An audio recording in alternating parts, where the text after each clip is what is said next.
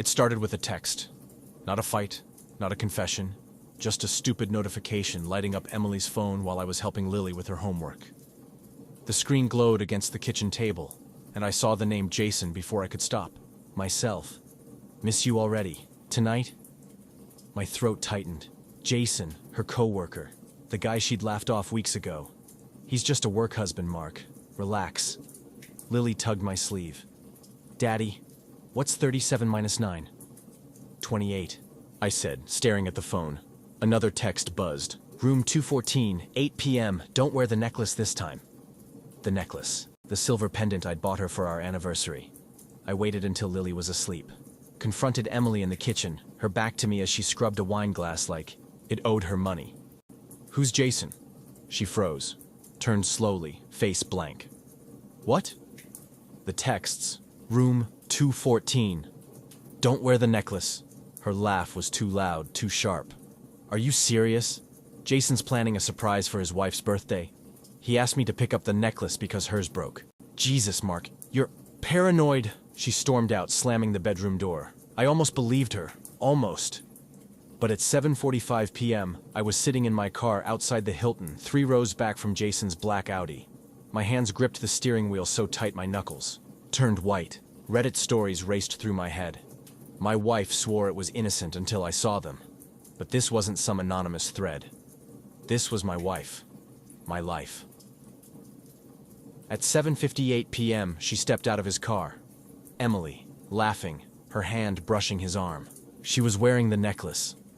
I didn't cry, didn't scream, just sat there, numb, as they walked into the hotel like it was nothing. Like our 12 years together meant nothing. Like Lily and Noah, asleep in their beds right now, meant nothing. I don't know why I stayed. Maybe to punish myself. An hour later, Jason left alone, adjusting his tie. Emily followed 10 minutes after, her hair messy, her steps too quick. Watched her drive off, then slumped back in my seat, my chest hollow. That's when I saw her. A woman in the cafe across the street, staring at the hotel entrance. Her face was pale, her hands shaking around a coffee cup. I recognized her from Emily's office holiday party last year, Sarah, Jason's wife. She didn't see me at first. I walked in on autopilot, the bell above the door jingling like a sick joke. Her head snapped up. Mark? I didn't plan it. The words just spilled out. They're cheating, Emily and Jason, right now. Or, well, now they're done, I guess. Her coffee cup cracked in her grip, brown liquid pooling on the table. What? Room 214. They've been there for an hour. She stood so fast her chair screeched. You're lying. I pulled out my phone, showed her the photo I'd snapped of them walking into the hotel. Her breath hitched. For a second I thought she'd scream. Throw something. Break down. Instead, she sat back down, cold as ice. Sit. I sat. How long? She asked. I don't know. You? She stared at her wedding ring. 3 months. He said he was working late. A bitter laugh. Turns out he was. Just not his job. We sat in silence, the air thick with rage and humiliation. Then she leaned forward, her voice low. You want to hurt them? I didn't hesitate. Yes. Good. So do I. The cafe's fluorescent lights buzzed overhead as Sarah's nails tapped against her coffee cup, chipped polish catching the glare. Her voice was steady, but her eyes were wildfire. You got proof? Photos? Texts? Anything a lawyer can't twist? I slid my phone across the table. The screen showed Emily and Jason at the hotel entrance, her laugh frozen midair, his hand hovering near the small of her back. Sarah zoomed in, her breath hitching. He's still wearing the cufflinks. I gave him. She shoved the phone back, her jaw tight. We need more. Judges don't care about grainy photos. They care about patterns. I leaned in. What are you thinking? His credit cards, phone records, emails. She pulled a burner phone from her purse, sliding it toward me. Tomorrow. Follow him. Document everything. The next morning, I called in sick to work and parked outside Jason's gym. By 7 a.m., he was jogging toward his Audi, gym bag slung over his shoulder. I tailed him through 3 green lights, my hands slick on the wheel. He stopped at a diner, and my stomach dropped. Emily's car was already there. They sat in a corner booth, her fingers brushing his as they shared pancakes. I snapped photos, the burner phone trembling in my hand. Patterns, Sarah had said. This was pattern number 1. Sarah met me at a library that afternoon, her laptop open to Jason's iCloud. She'd guessed his password. His mother's maiden, name and 69. Predictable. Scrolling through photos, we found selfies of him and Emily at a beach resort, dated 2 months ago. Our anniversary weekend. She told me it was a work retreat, I muttered, the words ash in my mouth. Sarah's laugh was bitter. Jason said he was hiking with the guys. She closed the laptop. We hit them at the company party. Public, humiliating, final. The plan was simple, brutal. Sarah would wear Emily's necklace, the one Jason had gifted her, to the party. I'd accidentally spill wine on Emily, forcing her to retreat to the bathroom, where Sarah would be waiting. Meanwhile, a voice recorder in Jason's pocket, synced to Sarah's phone, would capture every lie. And when the music stops, Sarah said, her smile sharp, we play the tape. The night of the party, I stood in front of the mirror, adjusting my tie. Lily peeked into the room, her stuffed rabbit dangling from one hand. Daddy, why are you dressed up? Grown-up party, sweetheart. I knelt, fixing her pajama collar. Be good for the sitter, okay? She nodded, but her eyes lingered. 2 Ys for 8. The hotel ballroom glittered, chandeliers casting diamonds on the walls. Emily wore a red dress I didn't recognize, her laugh too loud as Jason whispered in her ear. Sarah arrived then, a black silhouette in the doorway, Emily's necklace gleaming against her throat. Emily froze. What the hell is she doing here? Jason paled. Sarah, this isn't... Sarah cut him off with a laugh, looping her arm through mine. Mark invited me. Hope that's okay? The next hour was a blur of champagne and clenched smiles. I watched Jason sweat through his shirt, his eyes darting between Sarah and Emily. At 9 p.m., Sarah nudged me. Now! I lunged toward Emily, red wine arcing through the air. It splashed across her chest, staining the dress burgundy. Oh my God, Em! I'm so sorry! She hissed, dabbing at the fabric. You idiot! Bathrooms down the hall, Sarah offered, sweet as poison. I'll help. Alone with Jason, I slipped the recorder into his jacket, my pulse roaring. He grabbed my arm, his breath sour with whiskey. You think you're clever? Sarah's using you. She's always been a liar, I wrenched free. Funny, she said the same about you. In the bathroom, Sarah cornered Emily, her voice a razor. The necklace looks better on me, don't you think? Emily lunged, but Sarah ducked, playing the recording. Jason's voice, drunk and sneering. Emily's desperate, pathetic, but hey, easy ass is easy ass. Emily's scream echoed through the ballroom. Guests turned as Sarah strolled to the podium, tapping the mic. Let's play a game. The room hushed. She hit play. Chaos. Jason's boss yanked him off stage. Emily sobbed into her wine-stained hands. Sarah vanished into the crowd, her final text buzzing my phone. Check your email. Burn everything. Attached. Screenshots of Jason's embezzlement at work. I drove home in silence, the weight of what we'd done crushing my ribs. Lily's nightlight glowed from her window. Inside, the sitter handed me a note. Emily called. She's taking the kids. I crumpled it, Sarah's warning ringing in my skull. Revenge doesn't heal. It just burns. The house felt hollow without the kids. Lily's crayon drawing still clung to the fridge. Noah's soccer jersey hung over the back of a chair. But their voices were gone. Emily had taken them to her sister's place. Temporarily, her lawyer said, while mine scribbled notes about parental alienation and best interests of the child. Bullshit. The only interest here was Emily's, destroying me. She'd filed a restraining order 2 days after the party. Mark, threatened Jason. I fear for our safety. The judge, a tired woman with a Starbucks cup and zero patience, granted it without asking for my side. Come back with evidence, she'd said, shuffling papers. Evidence. Like the photos of Emily and Jason in the diner, the beach selfies. Irrelevant to the custody issue, my lawyer sighed. Focus on stability. Stability. Right. Sarah stopped answering my texts.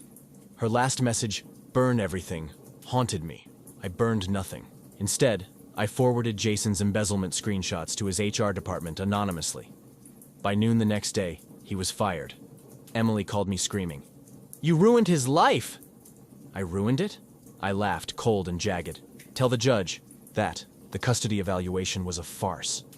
Emily arrived in a pressed blouse, tears ready on command. I showed up unshaved, reeking of grief. The social worker took one look at me and wrote "depressed" in her notes. Lily and Noah sat in tiny chairs, their answers rehearsed. Does Daddy ever yell? Lily glanced at Emily, then nodded. When he's mad. Noah picked at his shoelace. He broke Mom's vase once. The vase. The one I'd knocked over reaching for a cereal bowl. Emily had laughed and said, "It's just IKEA." Now it was Exhibit A in the state versus Mark the Monster. Sarah reappeared on a Thursday. I found her leaning against my car in the grocery store parking lot, sunglasses hiding her eyes. "You look like hell." "Where have you been?" "Cleaning up." She handed me a USB drive. Jason's emails, proof he lied about the affair. "Use it." I didn't take it. "Why?" "Because you're losing." "And you care?" She looked away. A semi-truck roared past, rattling the carts. "I care. That Jason's crawling back to me. Says he'll go to therapy. Be a better man." Her laugh was hollow. He cried. Actual tears. "Are you taking him back?" She slid the USB into my hand. "Burn him harder." I did. Leaked the emails to Emily's family group chat. Her mom replied first. "Emily, is this true?" Emily showed up at my apartment that night. Mascara streaked down her face. "You bastard. They're all turning on me." I blocked the doorway. "Where are the kids?" "With my mother," she spat. "Who thinks I'm a whore now, thanks to you?" "Good." She lunged, nails aimed at my eyes. I caught her wrists, her breath hot and sour. "I hate you," she hissed. "Join the club." The court awarded her full custody. "Supervised visits only," the judge said. Stability, after all, meant a 3-bedroom house with a backyard, not a 1-bedroom apartment smelling of takeout. The first visit, Lily wouldn't look at me. Noah asked, "Why did you make Mom cry?" I had no answer that wouldn't break him. Sarah's final betrayal came in a letter. No return address, just her looping handwriting. Mark. Jason confessed everything. He never loved Emily. Just the thrill. He's staying with me for the kids. So here's the truth. I knew about the affair. From the start. Jason told me he'd leave her if I played along. I needed you to hurt him enough that he'd crawl home. Thanks for the fire. SI read it 3 times, then burned it in the sink. Emily called a week later, voice raw, shaky. Jason left me. He's back with Sarah. I stared at Noah's soccer jersey, still hanging on the chair. And? I think I made a mistake. The silence stretched, thin and sharp. "The kids miss you," she whispered. I closed my eyes. Do they? The voicemail played on a loop in my head. "The kids miss you." Emily's voice, frayed at the edges, clinging to pity. I deleted it, then undid it, then deleted it again. 3 days later, she called once more. I let it go to voicemail. "Mark, they're asking for you. Lily had a nightmare. She thinks you're gone forever." I threw my phone against the wall. It cracked but kept ringing. I found her on my doorstep at midnight. Noah asleep in her arms, Lily clutching a tattered bunny. Emily's eyes were red, her nails bitten raw. "They won't sleep," she said. I stepped aside. She laid them on my couch, their limbs tangled in my old sweatshirts. Lily stirred, her small hand grabbing my sleeve. "Daddy?" "I'm here." She curled into me, her breath warm against my chest. Noah mumbled in his sleep, kicking off his shoes. Emily stood, in the doorway, watching. "Stay in the kitchen," I said. She sat at the table, hands folded like a scolded child. "Jason's suing me." "For what? Alienation of affection? Sarah's idea, probably." Her laugh was thin. "Turns out he's broke. The embezzlement charges, they're real. He needs money. I said nothing. I'm losing the house, she whispered. I poured coffee. Black. Bitter. You shouldn't have taken the kids, she flinched. I was scared. Of you. Of everything. Scared enough to lie to the judge? Yes. The word hung between us, ugly and true. The kids stayed the night. In the morning, Lily drew a picture. Me, her, Noah, and a stick figure Emily with a frowny face. Mommy's sad, she said. Yeah, I said. Me too. Sarah called next. No, hello. No warning. Jason's gone. Took the kids. What? He found the emails you leaked. Blames me. Took Parker and Sophie and left. Her voice cracked. He's your problem now. I hung up. Emily begged me to meet her at the park. The same one where we'd pushed Lily on the swings 1,000 lifetimes ago. She handed me a folder. Divorce papers. I'll drop the restraining order. Share custody. Just help me fix this. I flipped through the pages. Why? Because I'm tired, she said. And because they need you. A jogger passed us, headphones blaring. Lily's drawing burned in my pocket. You don't get to play martyr now, I said. She gripped the swing chain, her knuckles white. I know. That night, Jason showed up, pounded on my door at 2 a.m., drunk and swaying. You happy now? I lost everything. I stepped outside, shutting the door behind me. Your kids aren't here. He swung, missed. I caught him by the collar, shoving him against the wall. Where's Sarah? Gone. Took the money and ran. He laughed, spit flecking his lips. You think you won? Emily's using you. She'll cheat again. They always do. I let him drop. Get off my property. He stumbled into the dark, cursing. The custody hearing was a blur. Emily's lawyer cited changed circumstances. Mine argued for shared custody. The judge, a new one, younger, with a wedding ring, squinted at Emily. You falsified claims against him? She nodded, silent. The gavel slammed. Joint custody, therapy for the children, supervised transition. Emily didn't look at me. We met at the zoo for the first family day. Lily held my hand, Noah trailing behind. Emily kept her distance until the giraffe exhibit, where Noah whispered, Mom says you're not mad anymore. I'm still mad, I said. But I love you more. Emily met my gaze over his head. For a second, I saw the girl I'd married. The one who'd laughed at my dumb jokes, who'd kissed me in the rain, who'd held Lily for the first time and sobbed. Then it was gone. Sarah's final email arrived a month later. Mark found Jason in Vegas. He lost the kids in a custody swap. CPS has them. I'm done. Going north. Don't follow. P.S. Burn everything. I didn't. Tonight, the kids are asleep in their rooms. Their rooms in the apartment Emily and I rented together. A truce, not a reunion. She's on the couch. I'm at the table, writing this. Revenge doesn't heal. It doesn't fix. But sometimes, if you're lucky, it leaves just enough wreckage to build something new.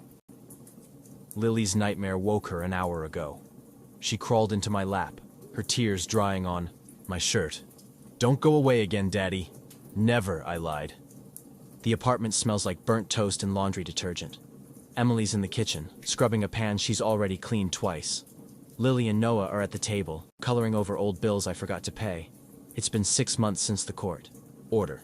6 months of tense handoffs, therapy sessions, and Emily sleeping on the couch. We don't talk about Jason. We don't talk about Sarah. We don't talk about much at all. Until tonight. Lily holds up her drawing. A house with 4 stick figures, 2 dogs, and a son wearing sunglasses. This is us, she says. And the dogs will get when you and Mommy stop being mad. Emily freezes. I stare at the crayon smoke curling from the chimney. We're not mad, I say. Yes, you are, Noah mutters, stabbing his paper with a blue crayon. You just hide it. Later, after the kids are in bed, Emily cracks open a bottle of wine. She doesn't drink anymore, but she pours me a glass. We can't keep doing this. Doing what? This. She gestures to the apartment, the couch, the silence. The kids think we're roommates. I sip the wine. It's bitter. What do you want me to say, Em? I don't know. Something real. The fridge hums. Downstairs, a car alarm wails. I loved you, I say. Then I hated you. Now, I'm just tired. She nods, twisting her wedding ring. Still on, for reasons neither of us understand. Jason called me. My grip tightens on the glass. And? He's in rehab. Sarah left him. Again, she meets my eyes. He asked for money. Give him hell. She almost smiles. I did. The next morning, I find Lily's drawing taped to the fridge. Emily's added a fifth stick figure, a tiny one with a crown. Baby sister? Noah's scrawled underneath. Emily blushes when I point to it. They've been asking. And you said? I said maybe. Her voice wavers. If things get better. I peel the drawing off, the tape sticking to my fingers. They're kids. They don't get it. Get what? That some things don't get better. They just end. She takes the paper, smoothing the wrinkles. Then why are we still here? I don't have an answer. Sarah's last text comes in December. A photo of a snowy mountain, no caption. I delete it, then save it, then delete it again. Emily finds me staring at my phone. Is it her? Does it matter? She hesitates. Do you ever miss it? The rage? The fire? I think of the party, the recorder, Sarah's smirk as the room erupted. The way revenge felt like power. Until it didn't. Every day, I lie. On New Year's Eve, we take the kids to the pier. Lily begs for cotton candy. Noah wins a stuffed bear at ring toss. At midnight, fireworks explode over the water, painting Emily's face in gold and blue. Lily tugs my coat. Daddy, make a wish. I close my eyes. Wish for nothing. When I open them, Emily's crying. You followed this mess from the first text to the last tear. Maybe you're thinking, I'd never take revenge. It destroys everyone. Or maybe you're thinking, they got what they deserved. Truth? I don't know. Revenge kept me alive until I remembered how to breathe. But it cost me years. My kids' laughter. Pieces of myself I'll never get back. So if you're sitting there, phone in hand, staring at a text that doesn't belong, breathe. Burn the evidence or burn their world down. Either way, you'll choke on the smoke. Thank you for watching till the end. This isn't a happy story. It's just real. If you want more real, more rage, more regret, more Reddit-level chaos, check out my other videos. And if you've been here in these ashes, leave a comment. Tell me, what would you have done? Subscribe, hit the bell, and remember, not all fires are worth starting.